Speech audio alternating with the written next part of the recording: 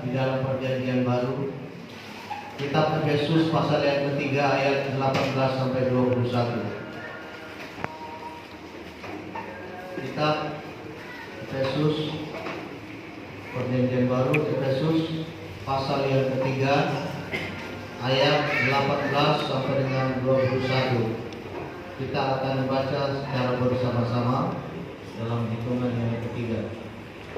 Kita baca firman Tuhan. 1, 2, 3.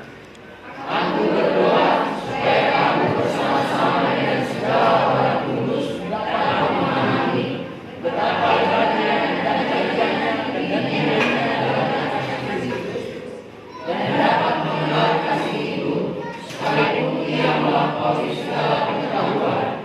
Aku berdoa supaya kamu dipenuhi dalam seluruh kepenuhan Allah. Bagi Dialah yang dapat melakukan jauh lebih banyak daripada yang kita doakan atau kita pikirkan, seperti yang ternyata dari kuasa yang bekerja di dalam kita. Bagi Dialah kemuliaan di dalam jemaat dan di dalam Kristus Yesus turun-temurun sampai selama-lamanya. Amin. Puji Tuhan. Amin. Judul atau tema firman Tuhan pagi hari ini adalah memahami kasih Kristus yang sangat besar.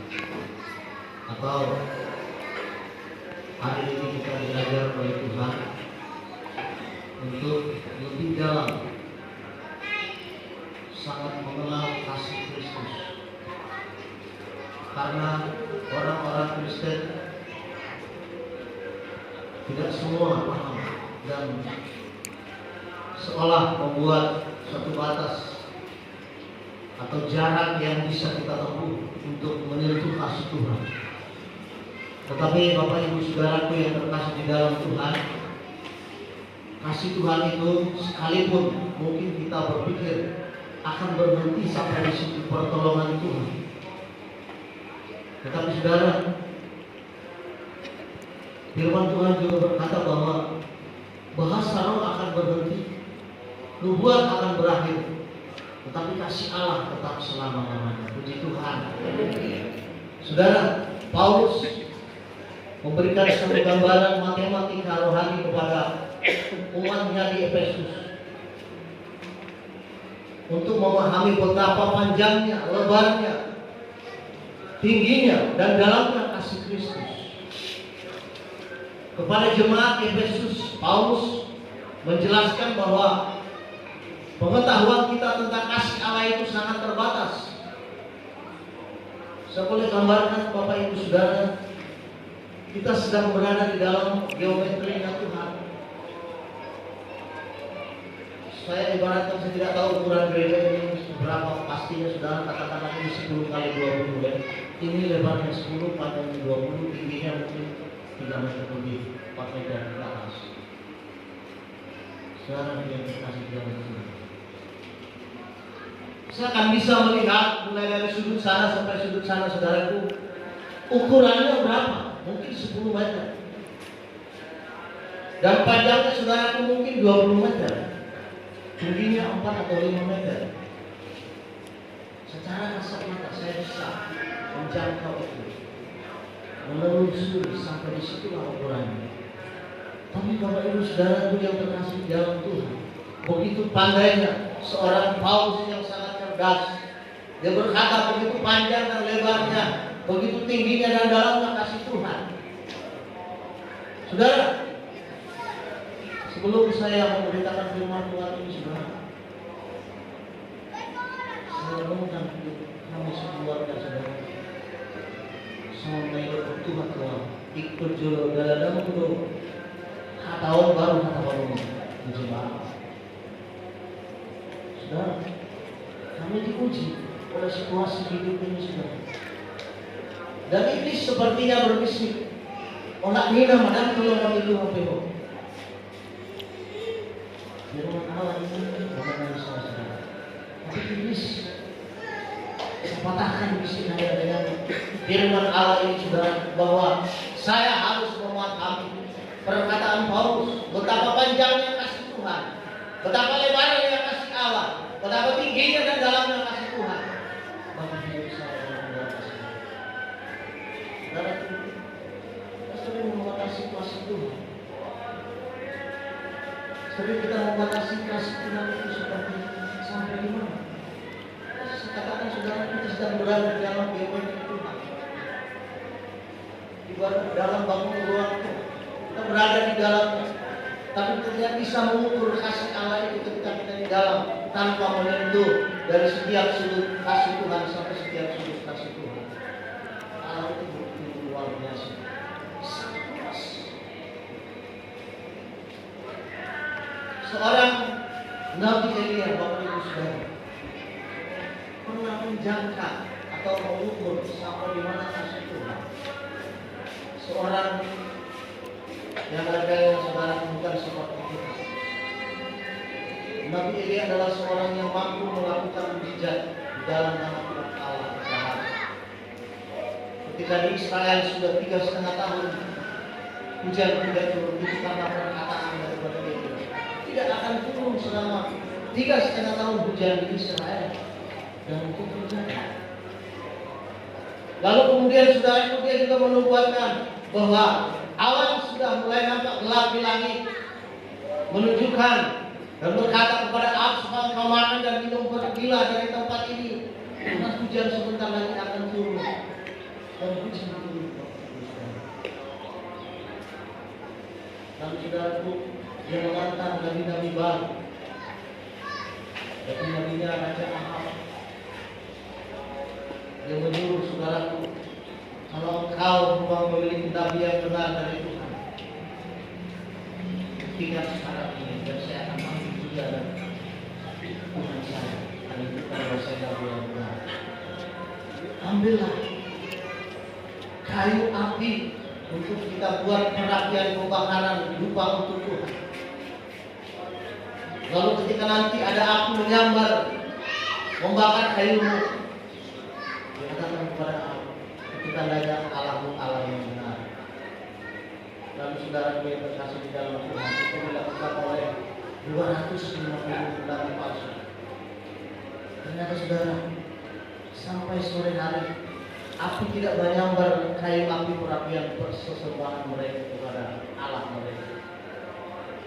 Bagi Elia yang berkualitas rohani sangat tinggi, imannya sangat besar, dia hanya meminta 3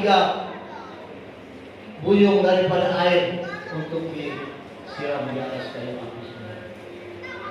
Lalu api dari sorga menyambar kayu api itu semua. Lalu terjadilah kuasa Tuhan membakar api, membakar kayu itu. Lalu Elia membunuh 250 nabi palsu.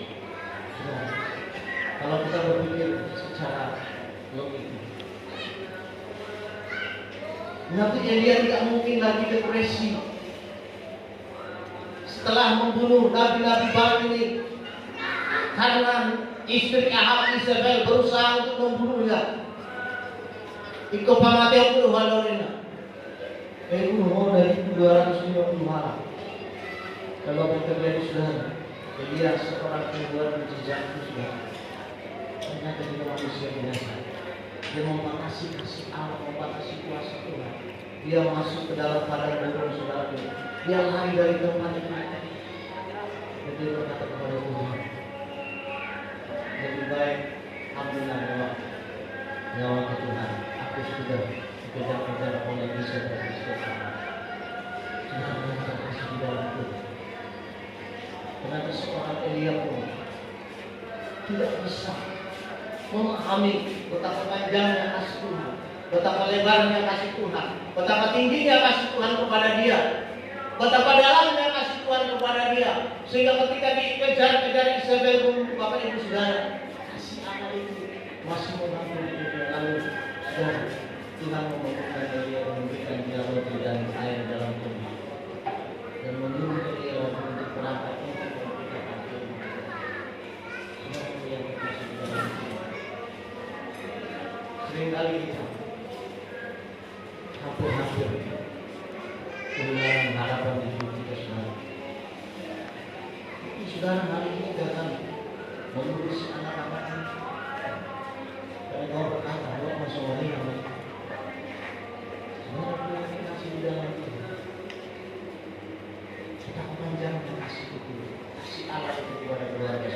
Amin. Betapa masih lebarnya kasih Tuhan, betapa sangat dalamnya kasih Tuhan bagi keluarga saudara. Betapa saudara diberkati kepada Tuhan. Kita mungkin hari-hari ini saudara berkata dalam hidup keluarga saudara, bagaimana Tuhan? Seperti inilah Engkau Tuhan mengasihi aku. Aku terus memuji Engkau, aku mengasihi Engkau. Tapi hari-hari belakangan ini Tuhan, hidup kami seperti ini sangat sulit, sangat berat tekanan hidup kami, tekanan ekonomi kami. Lalu mungkin Engkau diam saja dan tidak berkata apa-apa. Seperti Elia, depresi berat. Tapi saudaraku yang terkasih di dalam Tuhan, kasih Allah itu menembus batas-batas sampai di mana engkau buat Tuhan itu berdiri di hadapanmu. Kasih Allah itu akan menerobos tembok-tembok pemisah antara kasih Allah dengan dirimu yang sedang kau dirikan di dalam pikiranmu. Kasih menembus seluruh tatanan pikiranmu yang tidak benar. Karena itu Bapak sudah percaya. Kalau hari ini hidup saudara penuh dengan masalah, baik itu dalam pekerjaan saudara, dalam rumah tangga saudara, ketahuilah saudara, kasih Tuhan tidak pernah berubah dulu, sekarang dan sampai selama-lamanya. Puji Tuhan. Kita akan sambut Yesus. Katakan kepada Tuhan, bagaimanapun Tuhan, setelah firman-Mu berbicara hari ini, yang memang sulit saya pahami kasih-Mu Tuhan, saya akan ikuti saja irama-Mu Tuhan, perjalanan hidupku bersama-Mu. Si Daud penghado terherat-herat mengira hal yang dari bagi Tuhan. Kenapa tidak Bapak Ibu Saudara? Dia sampai berkata, siapakah aku ini Tuhan? Ketika saudaraku Allah memberitahukan kepada dia bahwa keturunannya akan menjadi berkat terus, dia sudah membuatkan beberapa generasi dari keluarganya yang akan dipakai, dipertahankan oleh Tuhan sampai ke generasi di dalam Yesus Kristus, karena Yesus adalah keturunannya. Tetapi saudara, dia berpikir sudah kau bawa keluarga seperti dia di Daud. Seorang hanya gembala kambing dan domba yang dipilih oleh Tuhan di antara anak-anak Isai. Dia bukan seorang yang gagah, bukan seorang yang ganteng, bukan seorang yang pintar, tapi dia adalah seorang hanya gembala yang benar-benar mencintai Tuhan. Tuhan melihat hatinya. Dan Daud sampai kata sini, ini sih Daud Tuhan. Masih lebih bola Daud itu. Ini semua bagi kerajaan tidak tergoyahkan karena Engkau Tuhan. Karena Dia terkasih di dalam Kristus. Saudara adalah anak-anak raja. Amin. Saudara adalah anak-anak raja di atas segala raja. Kasih Allah itu tetap akan berjalan dari hari ini dan sampai selama-lamanya. Kehidupan kita ini saudara, jangan tergerus oleh pembatasan karena kita tidak mengerti rancangan-rancangan Tuhan dalam kehidupan. Ada Allah di dalam keluarga saudara. Anak-anak muda, mungkin engkau juga hari-hari ini saudara tidak masalah dalam hidupmu, kau gagal. Percayalah bahwa kasih yang engkau dengungkan itu akan pengikut Kristus. Dia punya jargon kasih yang sudah engkau dengungkan bagi banyak orang. Kasih Allah begitu besar kepada kami. Saudara, ketahuilah bahwa kasih itu sangat luar. Jangan batasi kasih Allah kepada dirimu. Engkau mungkin punya masalah dalam hidupmu, baik dengan orang tua maupun dengan orang lain, tapi engkau jangan sempat putus hati seperti Nabi Elia. Tapi datanglah terus kepada Tuhan, ajukan masalahmu kepada Tuhan. Masih banyak kasih Tuhan. Hari-hari jangan terus berdoa. Tapi yakinlah sudah di dalam kekekalan ini Tuhan sudah memproses kehidupan akan berjalan terus dengan kasih Tuhan yang. Lalu pada ayat yang ke-19, dan dapat mengenal kasih itu sekalipun dia melampaui segala pengetahuan. Aku berdoa supaya kamu dipenuhi di dalam seluruh kebenaran Allah, melampaui segala pengetahuan. Saudara, ini melampaui segala pengetahuan atau logika manusia. Karena kita heran dibuat oleh Tuhan. Sama seperti kayu, Bapak Ibu Saudara. Melampaui segala pengetahuan kayu. Dia sudah menganggap bahwa dia sudah dikucilkan oleh Tuhan, dihukum oleh Tuhan. Semua barang-barangnya harus, anaknya laku, rumahnya harus. Dalam pengetahuan manusia, tidak mungkin itu terjadi. Tapi dia pun Tuhan. Dalam logika manusia, begitu kejamnya Tuhan. Di dalam pikiran ayat, tega-teganya Tuhan menghukum saya seperti itu. Semuanya habis. Tapi sudah tidak termasuk di dalam Tuhan. Kasih Tuhan itu melampaui segala pengetahuan. Puji Tuhan. Melampaui semua apa yang kau pernah mengerti dalam hidup dunia ini. Dia melampaui semua itu. Paulus begitu bijaksana, saudara. Karena saya berpikir bahwa Paulus pun sulit memahami kasih Tuhan. Itu saya yakin. Karena sesuatu dia pernah meminta supaya duri dalam baginya yang diambil oleh Tuhan. Sudah berdua berbangan. Tapi saudara, Tuhan tidak akan selalu duri dalam baginya itu. Duri dalam daging itu, kalau pakar teologi berkata itu adalah penyakit, itu adalah penderitaan. Tetapi apapun itu sebenarnya itu tidak bisa diperlukan. Tapi karena Tuhan cukuplah kasih karunia-Nya kepadanya. Justru dalam kelemahan mula engkau menjadi kuat. Puji Tuhan. Jadi kalau lagi menderita kamu lain, kenapa lah lebih baik? Kenapa lebih merasa? Namun apa yang ini? Nama lu keluar dari dunia. Semua dong penderitaan terus. Ada masalah terus, tertekan terus. Kenapa keluar orang itu enjoy saja? Saudara, jangan merasa tidak diperhatikan oleh Tuhan. Padahal saudara, kalau kita lihat firman Allah itu, kasih Allah itu sedang mempelajari seharusnya.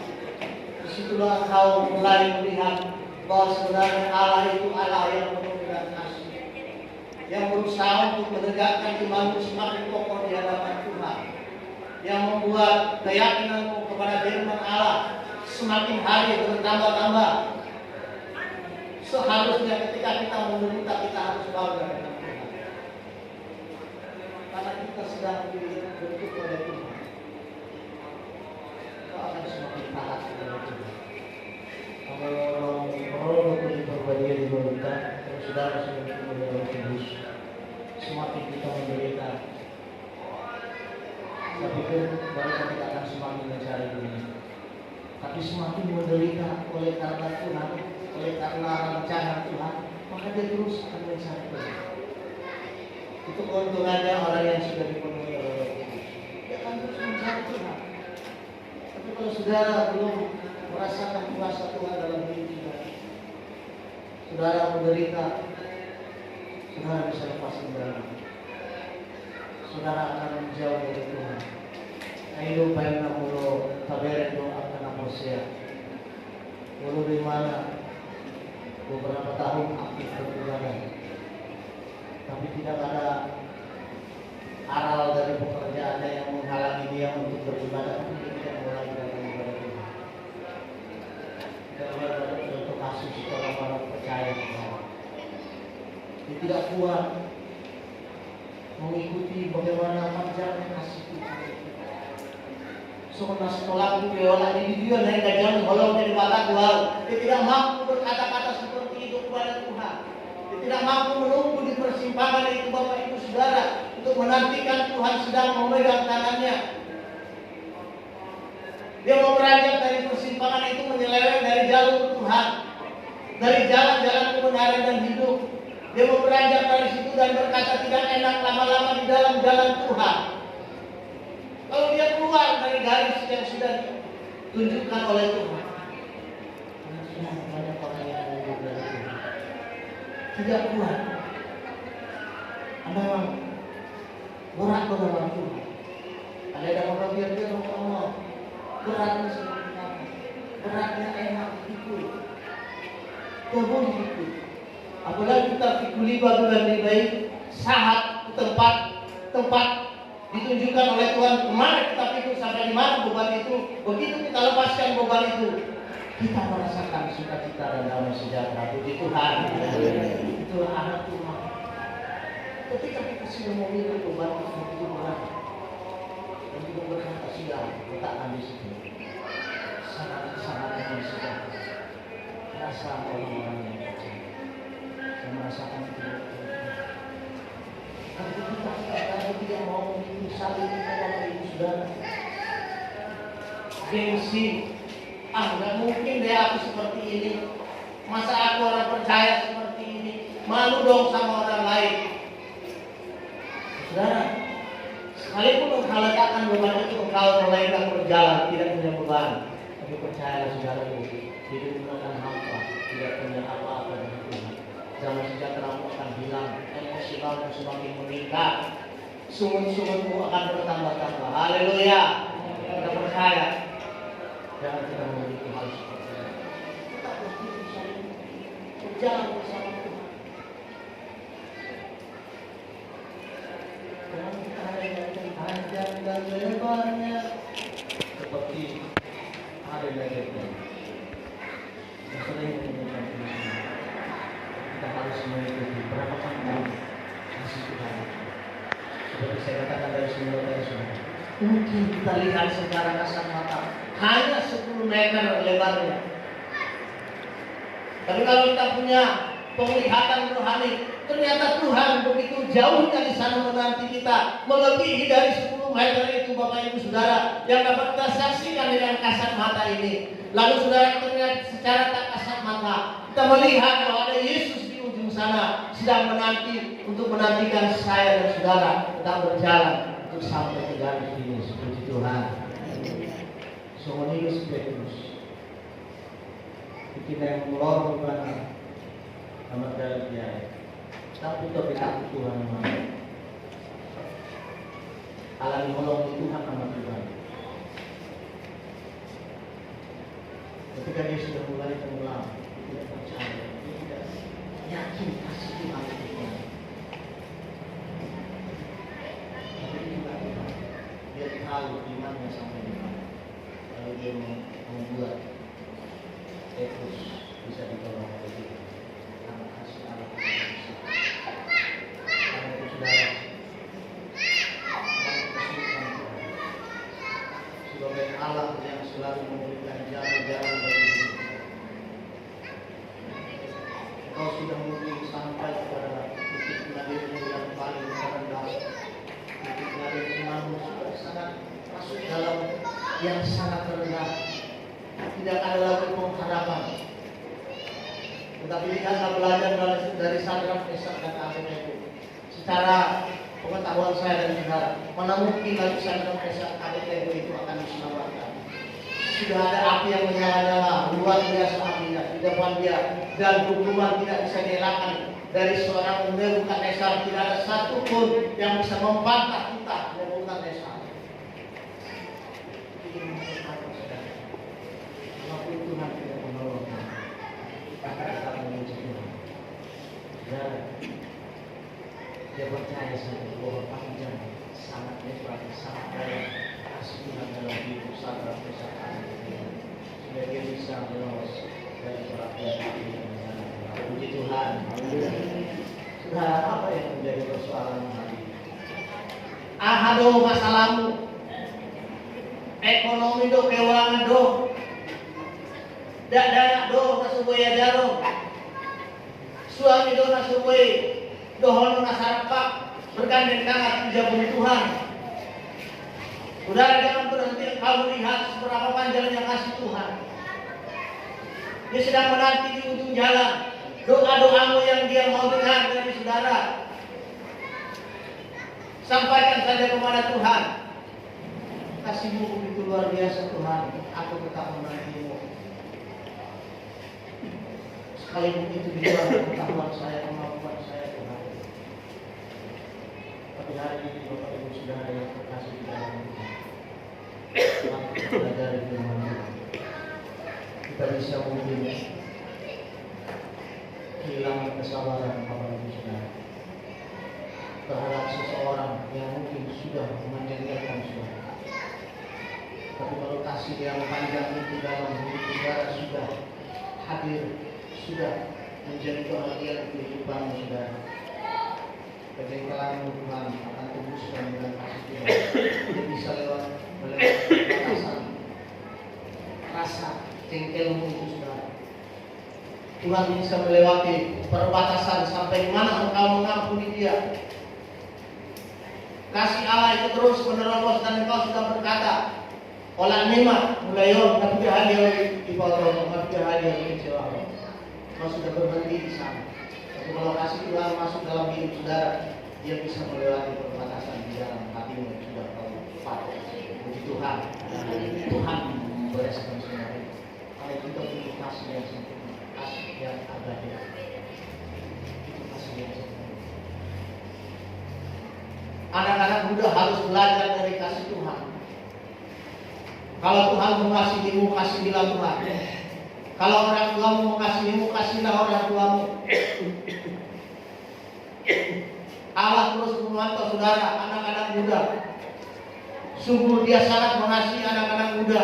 Masa remajanya sampai di mana kemampuan untuk berpikir jauh, Tuhan tahu. Tapi kalau saudara ikut Tuhan, rajin berdoa kepada Tuhan, percaya kasih itu akan masuk ke dalam kehidupan yang mengalir sebagai sumber yang tidak pernah dihentikan. Puji Tuhan. Haleluya. Nah, pagi hari ini Bapak Ibu Saudara, kita renungkan firman Tuhan. Kita bawa kehidupan kita untuk mengerti kasih Tuhan yang ada. Kalaupun hari-hari yang sudah kita jalani sudah, kita tidak memahami kasih Tuhan. Yang penting Bapak Ibu Saudara, apa yang Tuhan inginkan dalam hidup kita, mari kita ikuti saja. Pagi hari ini kita mau berdoa, menyerahkan seluruh kehidupan keluarga kita masing-masing, supaya anak-anak kita tahu panjangnya kasih Tuhan, dalamnya kasih Tuhan, lebarnya kasih Tuhan, tingginya kasih Tuhan, tidak terbatas Bapak Ibu Saudara. Supaya suamimu tahu, supaya istrimu tahu, supaya orang lain tahu bahwa di dalam dirimu ada kasih Tuhan yang sudah diajarkan oleh Tuhan. Mari saudara, kita mau berdoa, kita bangkit dulu saudara. Kita mau angkat satu lagi penyembahan.